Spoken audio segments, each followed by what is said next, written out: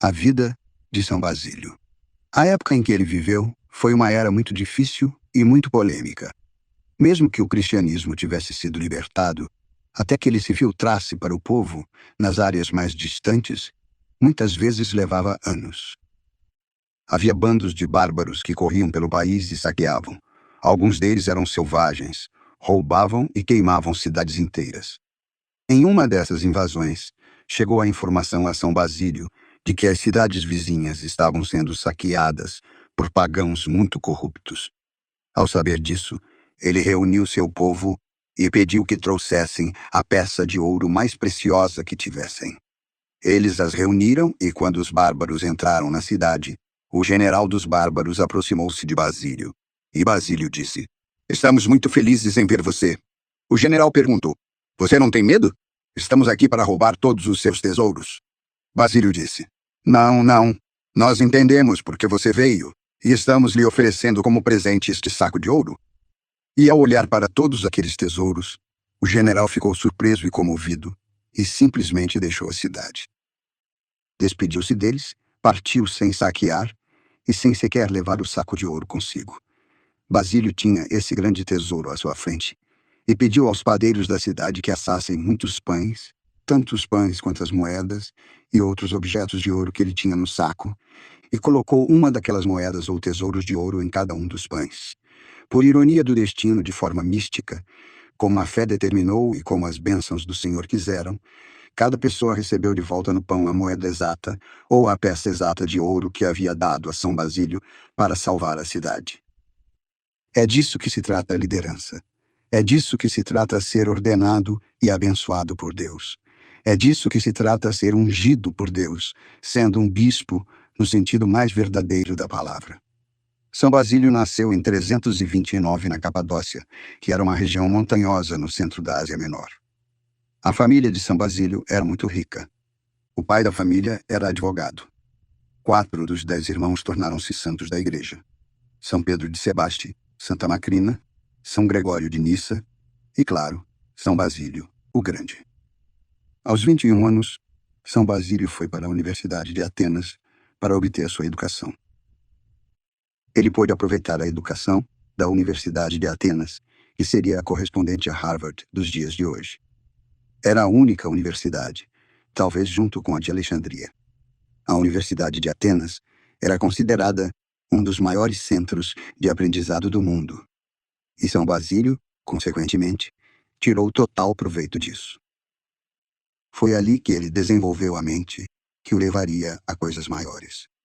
São Basílio era uma pessoa privilegiada, por isso tinha opções para uma boa educação na sua época, o que era raro. Durante esse tempo, São Basílio conheceu um indivíduo chamado Gregório. Nós passamos a conhecê-lo como Gregório Nazianzeno.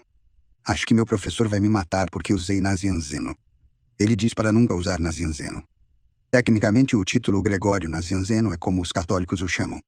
Os ortodoxos o chamam mais de o teólogo. Eles eram a mesma pessoa. Eles pensavam da mesma forma. Aprenderam com os mesmos professores. Tinham os mesmos mentores e suas esperanças, seus sonhos e seus rumos eram os mesmos, embora Gregório não tenha colocado isso em prática tão rapidamente quanto Basílio. Depois que deixou a Universidade de Atenas, foi-lhe oferecida uma cátedra na Universidade de Cesareia, e ele também trabalhou como advogado no escritório de advocacia de seu pai. Ao retornar de Atenas, aceita a cátedra e também trabalhar no escritório de seu pai. Macrina é a única que contesta a sua postura. Vendo-o cheio de si e superando todos os outros da região, ela lhe diz o quão arrogante ele é, porque ela era cristã. E nessa época alguns dizem que Basílio ainda não era cristão. Ele ainda não havia abraçado totalmente a fé cristã. Então, ela o observava meio que como um indivíduo que é, poderíamos dizer, uma ovelha perdida na fé. Porque tudo em que ele se focava era nos clássicos, as artes, e não em quem deu esses clássicos, quem deu essas artes, o próprio Deus. Conquistando tanto, tão rapidamente, não apenas como professor na universidade, mas também no escritório de advocacia de seu pai no qual participava, a vida de Basílio corria muito tranquilamente, até que um dia, uma tragédia aconteceu na família. Ele tinha um irmão mais novo chamado Naucrácio, e Naucrácio era considerado o garoto de ouro da família. Um daqueles indivíduos que era a luz brilhante aos olhos de uma mãe e de um pai. Supunha-se que ele era mais forte que Basílio, mais instruído, mais inteligente que Basílio, até mesmo mais religioso que Basílio. E um dia Naucrácio foi pescar e o encontraram morto. Ele simplesmente morreu, e eles não souberam o que tinha ocorrido. A perda de seu filho de ouro, Naucrácio, deve ter sido devastadora para a mãe de São Basílio. Para qualquer mãe que perde um filho, a dor é imensa. Não posso deixar de pensar em Jesus Cristo quando estava na cruz e sofria. A mãe dele também deve ter sentido dor. Na verdade, os inógrafos em nosso serviço da Quinta-feira Santa escrevem: Meu filho, onde está o bem em tudo isso que você está fazendo? Deus pegou essas devastações, essas tragédias na vida de São Basílio e as usou para o aproximar da igreja, para torná-lo um guerreiro, um defensor da fé, porque ele viu que, no fim, todos os outros iriam abandoná-lo e ele ficaria sozinho. A morte de seu irmão mais novo teve um impacto tremendo sobre ele. Como um homem da filosofia e com toda a sua erudição, ele não conseguia encontrar resposta para a sua dor. Foi algo tão devastador para ele que deixou a universidade sem saber para onde ir. Ele acabou buscando o apoio de sua família. E nesse apoio e nesse amor, porque eles eram muito carinhosos uns com os outros, ele perguntou a Macrina sobre Jesus Cristo.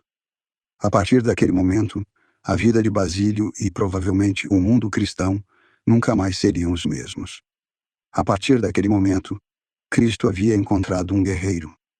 Cristo havia encontrado seu agente para levar o cristianismo ao próximo nível na história. Após vivenciar o cristianismo em tantos níveis, por meio de sua conversão e de seu batismo, uma coisa que lhe causou grande impressão foi uma comunidade de mulheres que Macrina havia organizado. Provavelmente um dos primeiros mosteiros daquela época, e já existiam mosteiros antes daquele tempo. Mas não eram organizações como a que Macrina havia estruturado. Era uma organização de oração. Era uma organização de serviço ao povo. Era um grupo organizado de mulheres que compreendiam Cristo e o cristianismo em um nível muito especial.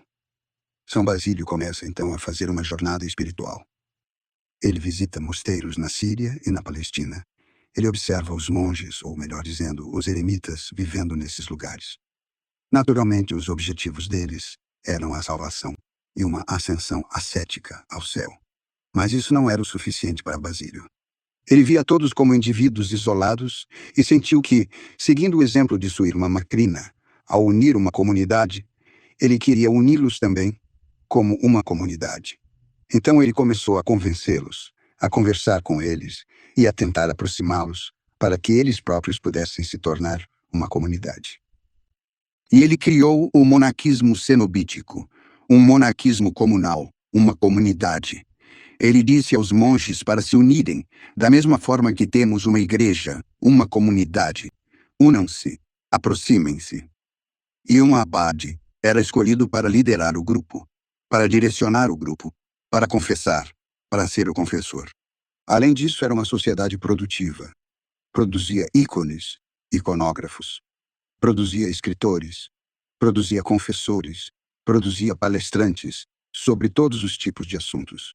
E tornou-se não apenas um caminho onde a pessoa podia se voltar para o seu interior, mas onde também podia pegar a força desse interior, direcioná-la para o exterior e torná-la produtiva na sociedade. Uma conquista incrível, incrível, que ninguém na história da igreja havia feito até aquele momento. Conseguiu essa combinação de obediência, de firmeza, de fé, e ao mesmo tempo de humildade, mansidão, amor e perdão para com todos e para com toda a criação. É impressionante como 1.600 anos depois, os mosteiros de hoje ainda usam as regras e regulamentos que o próprio São Basílio estabeleceu. Podemos dizer que São Basílio foi o pilar, o fundamento dessas regulamentações, desses mosteiros. Infelizmente, chegou um momento na vida de São Basílio, enquanto ele desfrutava de sua vida monástica, em que o Espírito Santo deve tê-lo impelido a sair e ajudar o povo de Cesareia. pois eles estavam enfrentando muitas atrocidades, fome, doenças e pestes. Basílio olhou para fora do mosteiro e viu o sofrimento de seu povo, e percebeu que seu chamado era sair, ajudar e servir aquelas pessoas. E quando foi convidado a se tornar sacerdote, ele respondeu prontamente, de maneira positiva, uma resposta que ele nunca teria dado se não tivesse visto a dor e a necessidade que seu povo tinha de seu ministério. Nesse momento, o arcebispo morre, e Basílio agora vê o caminho que está diante dele. O insidioso imperador Valente havia começado uma investida violenta por todo o país, por toda a Ásia Menor, por todo o Império Romano, sendo um dos últimos imperadores romanos a realmente perseguir o cristianismo. Mas ele fez isso de uma forma pior, porque havia abraçado o arianismo. O arianismo foi a heresia iniciada por um indivíduo chamado Ário. Ário era uma pessoa muito inteligente, era muito eloquente e apresentava sua teologia muito bem. E a sua teologia era a de que Jesus, embora fosse uma pessoa boa, uma pessoa maravilhosa, um excelente exemplo, não era de modo algum Deus. Ele era como um Deus de segunda classe. Era um homem que, de alguma forma, havia sido adotado por Deus e recebido poderes divinos, mas não era Deus, da mesma essência que Deus Pai. E São Basílio basicamente permaneceu sozinho contra Valente. Muitos outros bispos simplesmente se alinhavam com o que quer que lhes dissesse o governo, ou o imperador que governasse. E Valente, sendo ariano, impôs a sua crença a muitas pessoas. A eleição para bispo de Cesareia foi decidida por apenas um voto. Era o voto do pai de Gregório, o teólogo, que estava em seu leito de morte, e precisou ser carregado fisicamente para dar o último voto e pronunciar o nome de Basílio. Isto permitiu que ele ascendesse ao trono, tornando-se bispo e sendo eleito arcebispo de Cesareia da Capadócia. Foram designadas a ele 11 províncias. Se fôssemos compará-las hoje, elas provavelmente abrangeriam a extensão territorial que vai de Manaus a Porto Alegre. Ele decidiu muito rapidamente em seu ministério que, como arcebispo, precisava dar o exemplo, e provavelmente foi o primeiro na história da Igreja a iniciar uma comunidade para pessoas necessitadas. Para os menos afortunados que nós, e assim como Cristo nos ensinou a alimentar nossos irmãos e irmãs, ele levou isso ao pé da letra e construiu o que ficou conhecido como Cidade Nova, uma comunidade, um complexo de edifícios e instalações para abrigar viajantes que estivessem doentes ou perdidos, e pessoas em situação de fome que não tinham o que comer. De fato, existem alguns sociólogos modernos que o consideram o pai da sociologia. Ele estabeleceu várias dessas agências filantrópicas, lares e fundações, por assim dizer. E a outra vertente foram os asilos, os orfanatos e os hospitais. Da forma como os conhecemos hoje, porque quando você pensa que os hospitais seculares realmente começaram a entrar em cena, foi apenas nos últimos 100 anos. Antes disso, todos os hospitais eram administrados pelas igrejas. Como a popularidade de Basílio estava agora eclipsando o crescimento do arianismo, o imperador, sabendo que jamais conseguiria competir nesse nível, decidiu que já bastava. E é claro, o seu ciúme acabou se transformando no desejo do imperador de converter Basílio, conversando com ele para trazê-lo para a sua fé ou de se livrar dele completamente. Há uma história maravilhosa em que Valente, estando tão enfurecido com São Basílio, não vai vê-lo pessoalmente, mas envia um de seus oficiais mais importantes, chamado Modesto. Modesto desafiou Basílio em vários aspectos, mas tudo se reduzia ao arianismo. Tudo se resumia à questão teológica de que Cristo era tanto Deus quanto homem, conforme o primeiro concílio ecumênico havia decretado. Modesto tentou impor os ensinamentos de Ário no debate que teve com Basílio, mas Basílio nunca, jamais cedeu. Modesto ficou tão enfurecido que disse: "Você sabe o que eu poderia fazer com você? Eu poderia tirar todos os seus bens e deixá-lo nu.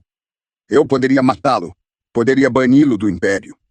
E São Basílio respondeu: "Bem, meus bens são nenhuns. Já dei tudo o que tenho aos pobres." Basílio disse: "Para onde quer que você me banir, Deus estará comigo.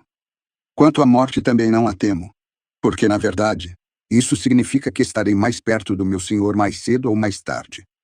Então Modesto lhe disse: Sabe de uma coisa? Ninguém nunca falou comigo desse jeito. Como você se atreve? Basílio voltou-se para ele e simplesmente disse: É óbvio que você nunca conheceu um bispo de verdade. Em certos momentos, somos humildes e simples, e temos que demonstrar amor. Mas nos momentos de defesa da fé, somos fortes e ferozes.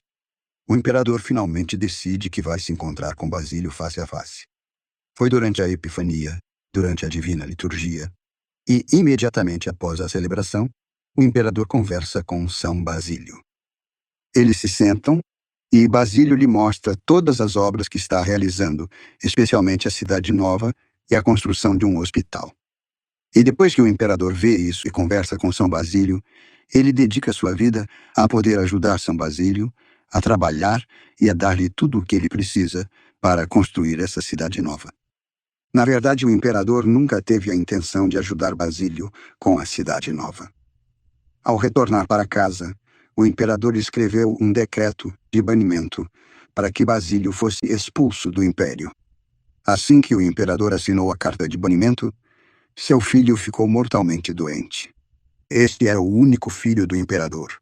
Este era o herdeiro do trono, e sua esposa, a imperatriz, vê isso como um castigo de Deus. Ela diz isso ao imperador Valente: É por isso que nosso filho está doente, por causa do que você está fazendo a Basílio, banindo-o.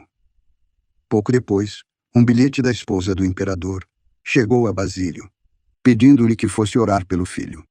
Neste ponto, é interessante notar que, mesmo diante do inimigo e de todas as forças do mal que estavam contra ele, por ensinar as verdades divinas, vemos como São Basílio supera isso heroicamente e demonstra sua outra virtude, o ágape, o amor incondicional, indo orar por aquele menino. E é claro o que aconteceu depois. A criança se levantou. O fato intrigante, porém, é que algum tempo depois, Domínica e Valente fazem com que seu filho seja batizado, mas o batizam pelas mãos de um bispo ariano. E depois que a criança é batizada por esse bispo, ela morre. O imperador fica furioso. E, logicamente, quem ele culpa? São Basílio. O imperador prepara mais um decreto de banimento para tentar acabar com esse problema para sempre. E no momento em que colocou a caneta no papel, a caneta se partiu em 3. E ele não conseguiu escrever uma única palavra. Imediatamente o imperador desistiu. E a vontade de Basílio, sua dedicação a Deus e sua fé superaram toda a heresia ariana, todos os arianismos que o imperador tentou lhe empurrar. E São Basílio governou como arcebispo por mais 7 anos, até a sua morte. Parece que as batalhas que ele travou contra Valente e contra o arianismo, as batalhas que travou em sua própria comunidade, em seu próprio ministério, construindo essas instituições, o que obviamente exigia recursos e demandava muito esforço, cobraram o seu preço de Basílio. E finalmente Basílio sucumbiu à doença com apenas 49 anos de idade. É irônico que, mesmo na morte, Basílio conseguiu vencer seu arqui-inimigo, pois 5 meses antes de Basílio morrer, Valente morreu. E com isso, também a heresia ariana se extinguiu. Portanto, Deus, talvez em sua própria providência divina, fez que seu servo visse que havia triunfado e cumprido sua obra como soldado na defesa da igreja. E sabendo que ele deveria agora receber a coroa da glória, levou-o para o céu consigo. São Basílio, como muitos dos santos mais famosos, serviu como bispo por apenas alguns anos, talvez 8 ou 10 anos, não me lembro exatamente. E é surpreendente que, em tão pouco tempo, eles tenham se doado tanto a ponto de serem lembrados com tanta força até os dias de hoje. Alguns de nós pensamos em grandes atletas ou grandes estrelas de cinema que estão por aí há uma eternidade, e eles não têm esse tipo de fama, reconhecimento e notoriedade. Enquanto esses homens e mulheres santos serviram em suas funções, às vezes por apenas alguns anos, mas fizeram algo de tamanha grandeza que são sempre lembrados até hoje. E nós até recebemos nomes em homenagem a eles. Ele foi um teólogo por excelência. Ele escreveu o maior tratado sobre a Santíssima Trindade que usamos ainda hoje nos círculos teológicos como base para a nossa teologia. para crer que existem três pessoas em Deus: o Pai, o Filho e o Espírito Santo, mas que na verdade é um só Deus. E para ser capaz de explicar isso e tornar isso uma parte real da sua vida, Basílio escreveu em termos muito brilhantes e eloquentes. Na época de São Basílio e São Gregório, esse foi o momento em que o cristianismo pôde emergir e precisou ser organizado em uma forma sistemática de pensamento. Como São Basílio e São Gregório eram muito bem instruídos, eles foram capazes de usar os conceitos da filosofia grega e do pensamento platônico. E isso foi muito importante para desenvolver nossa compreensão de Deus, da Santíssima Trindade, da humanidade de Cristo e da divindade de Cristo. É claro que se você perguntasse a Basílio sobre esse tratado, o que fizeram muitas vezes em sua vida, ele alegava que não o havia escrito, que aquela não era sua autoria. E lhe diziam: mas traz a sua caligrafia. Ele respondia: ah, sim. A caneta em minha mão definitivamente escreveu essas palavras, mas foi o Espírito Santo. Eu jamais poderia ter adaptado conceitualmente a minha inteligência fraca e limitada para ser capaz de produzir aquela obra. Temos um ícone lindo na igreja de São Basílio, em Chicago, que mostra o anjo do céu trazendo de Deus a caneta para que São Basílio pudesse escrever em um livro que ele segura na mão e que está em branco. Porque em relação ao que Deus é capaz de produzir ou nos ensinar, tudo o que nós, como meros humanos, poderíamos produzir são páginas em branco.